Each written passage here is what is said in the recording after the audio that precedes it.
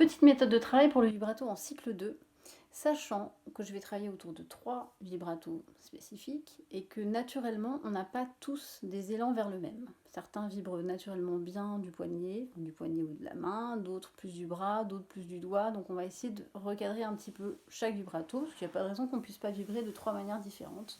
Ça aide pour les vitesses et puis les amplitudes de vibrato. Donc je rappelle le premier vibrato dont on ne se sert assez peu. C'est plus en musique ancienne d'ailleurs qui peut servir. C'est le vibrato du doigt, c'est-à-dire c'est cette phalange, je vais poser le violon pour que ce soit plus clair, qui va faire un mouvement vers l'arrière et revenir. Voilà. Donc c'est vraiment la première phalange qui fait le va-et-vient arrière-avant. Arrière et je reviens, arrière et je reviens. Je vais changer de main, je vais prendre la main gauche. Après nous avons le vibrato de la main. Certains disent de la main, d'autres disent du poignet, en fait, parce que c'est la main qui va aller vers l'arrière à partir de la jointure du poignet. Donc, au choix. Simplement, j'ai toujours cette phalange qui va aller vers l'arrière, sauf qu'elle va entraîner aussi la main à la jointure du poignet. Ça va donner ça. Voilà. Et ensuite, j'ai le vibrato du bras. Donc, c'est toujours, le mouvement initial vient toujours de cette petite phalange qui est isolée et qui va entraîner le bras entier. Comme ça, si j'enlève la main. Voilà. Donc pour travailler ça, vous pouvez déjà le faire sans violon, comme ça. Parfois on a des surprises, notamment sur celui-là, on n'arrive pas forcément à le faire. Donc n'hésitez pas à faire sans l'instrument, c'est toujours, ça permet d'isoler le mouvement sans avoir en plus l'instrument à gérer avec l'archet, etc. La position, l'équilibre à trouver. Donc une fois que ça c'est fait, vous pouvez me tenir comme ça. On essaye sur le violon sans l'archet.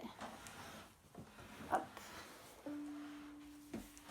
Une corde au choix. Je vais me monter un petit peu en position pour que vous voyez mieux. Et je suis sur le vibrato du doigt. Donc il y a un petit déport de la main qui donne l'impression que je vibre de la main, mais ce n'est pas le cas. C'est simplement, voilà, ma phalange qui en s'aplatissant vers l'arrière repousse un peu cette partie, mais la dynamique du mouvement ne vient pas de là. C'est simplement mon bout de doigt, voilà, qui va vers l'arrière et en allant vers l'arrière qui repousse une partie de la main. Hop. Ensuite, le vibrato donc du poignet ou de la main, au choix, dans la dénomination. Part toujours de ce mouvement, mais là je vais vraiment choisir d'accompagner la phalange avec la main. Vers l'arrière, arrière, avant, avant, arrière, avant. Et ensuite, cette fois, je vais souder ici et je vais participer au vibrato en agrandissant le mouvement de la phalange, mais de tout le bras. Hop. Voilà. N'hésitez pas quand vous le faites sans archet, parce que le vibrato nécessite une prise, un équilibre du violon un petit peu plus soutenu, parce que comme ici ça va devenir mobile, j'ai cette prise du violon, donc le violon repose sur la clavicule, le maxillaire qui donc crée une sorte de pince à partir de la mentonnière, et ce pouce là qui a un soutien important. Là, le pouce va être allégé, le soutien va être un petit peu mis à rude épreuve parce que le doigt va bouger, donc n'hésitez pas si vous avez un problème d'équilibre, c'est ici qu'on va devoir raffermir un peu la prise, comme ça. Si vous avez besoin de tenir ici pour faire les exercices, pour vous rassurer, il n'y a pas de problème. C'est pas, pour l'instant, on ne gère pas cette prise-là. Simplement, si vous avez un déséquilibre, sachez qu'en général, ça vient de la pose du violon qui part un peu vers l'avant. Et après, hop, je reprends mon petit axe. On va créer des rythmes inégaux. Donc vibrato du doigt, de la phalange simplement. Ça va faire saut, te saut, te saut, te saut, te saut, te. Et l'inverse. Donc moi je dis te saut, je dis ce que vous voulez. Il faut tout simplement que ce soit l'inverse de croche pointée double. Te saut, te saut, te saut, te saut, te saut. Et on change. Vous pouvez changer de corde pour avoir un calibre de corde, une épaisseur différente. Les sensations sont différentes. N'hésitez pas à changer de corde de position. Hop, je vais mettre en troisième sur la corde de Ré. Et là, je fais le vibrato de la main. Hop, et ça va faire saut, te saut, te saut, te saut, te saute. Et l'inverse. Te saut, te saut, te saut, te saut, te saut. Je change de corde de La, je vais mettre à peu près en seconde position. Et vibrato du bras.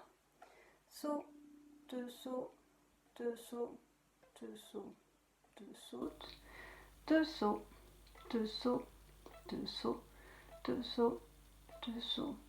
Alors j'anticipe un petit peu les questions qu'il peut y avoir. Sur cet exercice, mon doigt plaque la corde sur la touche. Je ne suis pas en effleuré comme je fais quand on fait des exercices de glisser, carré, plat, triangle, etc. en cours.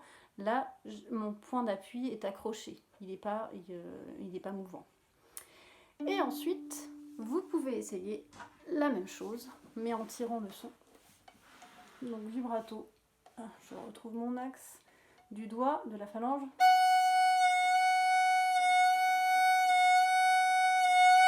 Et l'inverse.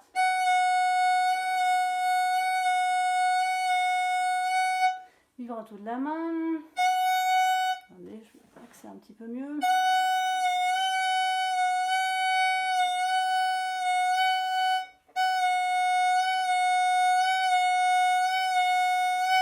Et vibrato du bras.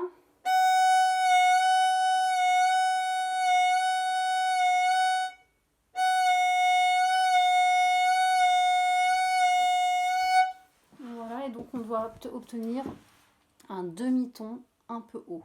C'est plus un coma qu'un demi-ton au niveau sonore quand le doigt va vers l'arrière. Donc pour l'instant, je ne suis pas sur cette vidéo sur le résultat final du vibrato, c'est un peu frustrant, mais ce sont des étapes qui sont très importantes. Et n'hésitez pas sur le Padlet ou par texto, ce que vous voulez, à me poser des questions quand c'est pas clair, s'il y a un point qui n'est pas clair sur l'archet, la position du doigt, ou si vous voulez une autre vidéo sur une autre précision, je ferai tout mon possible. À bientôt!